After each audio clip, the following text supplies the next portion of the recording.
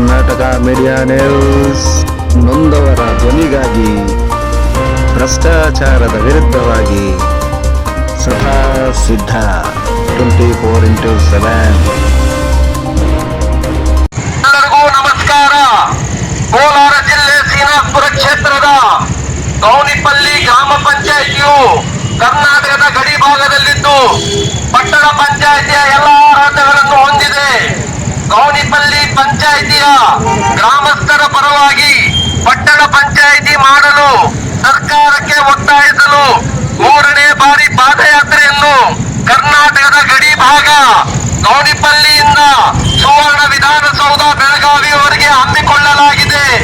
ದಯಮಾಡಿ ತಾವೆಲ್ಲರೂ ನಮ್ಮ ಧ್ವನಿಗೆ ಧ್ವನಿಗೂಡಿಸಿ ಶಕ್ತಿ ತುಂಬಿ ಆಶೀರ್ವದಿಸಿ ಬೆಂಬಲ ಕೊಟ್ಟು ಸಾಮಾಜಿಕ ಜಾಲತಾಣಗಳಲ್ಲಿ ಫೇಸ್ಬುಕ್, ವಾಟ್ಸಪ್, ಟ್ವಿಟರ್ ಮತ್ತು ಇನ್ಸ್ಟಾಗ್ರಾಂಗಳ ಮುಖಾಂತರ ಸರ್ಕಾರದ ಗಮನಕ್ಕೆ ತರಲು ಪ್ರಾಮಾಣಿಕ ಪ್ರಯತ್ನವನ್ನು ಮಾಡಬೇಕೆಂದು ನಮ್ಮ ಗೌನಿಪಲ್ಲಿ ಗ್ರಾಮ ಪಂಚಾಯಿತಿಯ ಎಲ್ಲ ಗ್ರಾಮಸ್ಥರ ಪರವಾಗಿ ಕಳಕಳಿಯಾಗಿ ಮನವಿ ಮಾಡಿಕೊಳ್ಳುತ್ತೇವೆ. ಜೈ ಹಿಂದ್, ಜೈ ಕರ್ನಾಟಕ. ಸರ್, ತಮ್ಮ ಹೆಸರು? ಸರ್, ನನ್ನ ಹೆಸರು ಅಮ್ಜದ್ ಖಾನ್ ಅಂತ ಸರ್. ಹಾಂ ಸರ್, ಎಷ್ಟನೇ ಬಾರಿ ಇಲ್ಲಿಗೆ ಪಾದಯಾತ್ರೆ? 3ನೇ ಬಾರಿ ಅಂತ ಇದೆ. ಎಷ್ಟು ವರ್ಷದಿಂದ ಮಾಡ್ತಾ ಇದ್ದೀರಿ ಸರ್? ಸರ್, 3 ವರ್ಷಗಳಿಂದ ಹೋರಾಟ ಮಾಡ್ತಾ ಇದ್ದೀವಿ ಸರ್. ನಮ್ಮ ಪಂಚಾಯತಿನ ನಾವು ಪಟ್ಟಣ ಪಂಚಾಯತಿ ಮಾಡ್ಬೇಕಂತ ಹೇಳಿ. ಹಾಂ.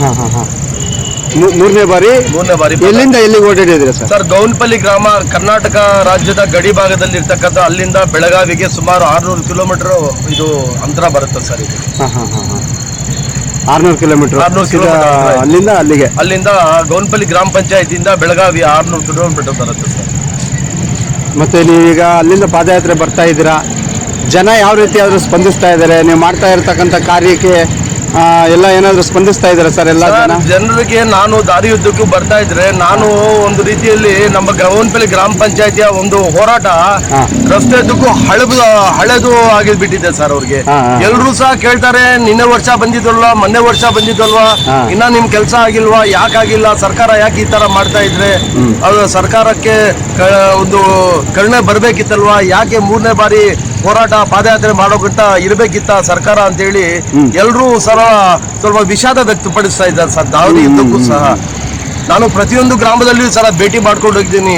ಎಲ್ರೂ ನನಗೆ ತುಂಬಾ ವಿಶ್ವಾಸದಿಂದ ಪ್ರೀತಿಯಿಂದ ಮಾತಾಡ್ತಾ, ನೀವು 3 ವರ್ಷಗಳಿಂದ ಹೋರಾಟ ಮಾಡ್ತಾ ಇದ್ದೀರಾ, ನಿಮ್ಮ ಹೋರಾಟಕ್ಕೆ ಜಯ ಸಿಗಬೇಕು, ನಿಮ್ಮ ಗ್ರಾಮ ಪಂಚಾಯತಿ ಜನಕ್ಕೆ ಎಲ್ರಿಗೂ ಅವ್ರದ್ದೇ ಆಗಿರ್ತಕ್ಕಂಥ ಹಕ್ಕುಚ್ಚಿದೆ, ಅವ್ರಿಗೆ ದೊರಬೇಕು ಅಂತ ಅವರು ಕಳಕಳಿಯಾಗಿ ಅವರು ಪ್ರಾರ್ಥನೆ ಮಾಡ್ತಾ ಇದ್ದಾರೆ ಸರ್. ಅವರು ಮತ್ತೆ ಈಗ ಎಷ್ಟು ದಿನ ಆಯ್ತು ಸರ್ ನೀವು ಹೊರಟು? ಸರ್, ನಾನು ಹೊರಟು 5 ದಿವಸ ಆಯ್ತು. ಇವತ್ತಿಗೆ 5ನೇ ದಿವಸ ಪಾದಯಾತ್ರೆ ಮುಕ್ತಾಯ ಆಗಿದೆ ಸರ್. ಇವತ್ತು 5ನೇ ದಿನದಿಂದ ಎಲ್ಲಿಂದ ಬಂದಿದ್ದು ಸರ್? ಗೌನಿಪಲ್ಲಿಯಿಂದ ನಾನು 20ನೇ ತಾರೀಕು ಬಿಟ್ಟಿರೋದು.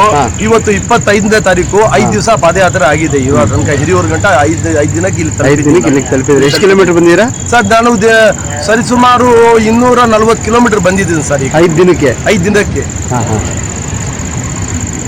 ಸರಿ, ಈಗ ಹಿರಿಯೂರು ಇದ್ಬಿಟ್ಟು ಬೆಳಗ್ಗೆ ಮತ್ತೆ ಪಾದಯಾತ್ರೆ ಚಾಲೂ ಮಾಡ್ತೀವಿ? ಹೌದು ಸರ್, ಇಲ್ಲೇ ಹಿರಿಯೂರಲ್ಲಿ ಇಲ್ಲಿ ಎಲ್ಲಾದ್ರೂ ನಮ್ಮ ಸ್ನೇಹಿತರಿದ್ದಾರೆ, ಅಲ್ಲಿ ಅವರ ಮುಖಾಂತರ ಒಂದು ದೇವಸ್ಥಾನ ಆಗಿರ್ಬೋದು, ಮಸೀದಿ ಆಗಿರ್ಬೋದು, ದರ್ಗಾ ಆಗಿರ್ಬೋದು, ಚರ್ಚ್ ಆಗಿರ್ಬೋದು, ಒಂದು ಶಾಲೆಯ ಒಂದು ಆವರಣ ಆಗಿರ್ಬೋದು, ಎಲ್ಲೋ ಒಂದ್ ಕಡೆ ಒಂದು ಆಶ್ರಯವನ್ನು ಯಾರಾದರೂ ಹಿರಿಯ ಮುಖಾಂತರ ಆಶ್ರಯವನ್ನು ಪಡೆದು ಮತ್ತೆ 6 ಗಂಟೆಗೆ ನಾನು ಪ್ರಾರ್ಥನೆಲ್ಲ ಮುಗಿಸಿ ನಾನು ಪ್ರಾರಂಭ ಮಾಡ್ತೀನಿ ಪಾದಯಾತ್ರೆ. ನಿಮ್ಮ ಹುಟ್ಟೂರೇ ಗೌನಪಲ್ಲಿ? ನಮ್ಮ ಹುಟ್ಟೂರು ಗೌನಪಲ್ಲಿ ಸರ್. ನಮ್ದು ವೀಕ್ಷಕರ, ಇವತ್ತೇನು ಪಾದಯಾತ್ರೆ ಮಾಡ್ಕೊಂಡು ಬಂದಿರತಕ್ಕಂಥ ಅಮ್ಜದ್ ಖಾನ್ ಅವರು ಇವತ್ತು ಆಗಮಿಸಿದ್ದಾರೆ ಹಿರಿಯೂರಿಗೆ. ಖಂಡಿತ ಇವರಿಗೆ ಮುಂದಿನೊಂದು ಏನಾದರೂ ಇವರು ಉಳ್ಕೊಳ್ಳೋಕ್ಕೆ ನಮ್ಮ ಕೈಲಾಗಿರ್ತಕ್ಕಂಥ ಏನಾದರೂ ಖಂಡಿತ ನಮ್ಮ ಕರ್ನಾಟಕ ಮೀಡಿಯಾ ನ್ಯೂಸ್ ವತಿಯಿಂದ ಖಂಡಿತ ಮಾಡ್ತೀವಿ. ನಮ್ಮ ಸ್ನೇಹಿತರು ನಾವೆಲ್ಲ ಸೇರಿ ಅವ್ರು ಉಳ್ಕೊಂಡು ಮುಂದೆ ಇವ್ರ ಸಾಧನೆ ಏನಿದೆ ಆ ಗೌನಪಲ್ಲಿನ ಒಂದು ಪಟ್ಟಣ ಪಂಚಾಯಿತಿಯಾಗಿ ಮಾಡಲಿಕ್ಕೆ ಅವರು ನಡ್ಕೊಂಬಂದಿರ್ತಕ್ಕಂಥದ್ದು ಖಂಡಿತ ಒಳ್ಳೆಯದಾಗಲಿ. ಸರ್ಕಾರಕ್ಕೆ ಆದಷ್ಟು ಬೇಗ ಮುಟ್ಬಿಟ್ಟು ಅವ್ರ ಕೆಲಸನ ಸಾಧನೆ ಒಂದು ಸಕ್ಸಸ್ ಆಗಲಿ ಅಂತ ಕೇಳ್ತಾ ಈ ಕಾರ್ಯಕ್ರಮನ ಮುಂದುವರಿಸ್ಕೊಂಡು ಹೋಗಲಿ ಅಂತೇಳಿ ಅವ್ರು ಸಹಕಾರ ಮಾಡ್ತೀವಿ. ನಮಸ್ಕಾರ.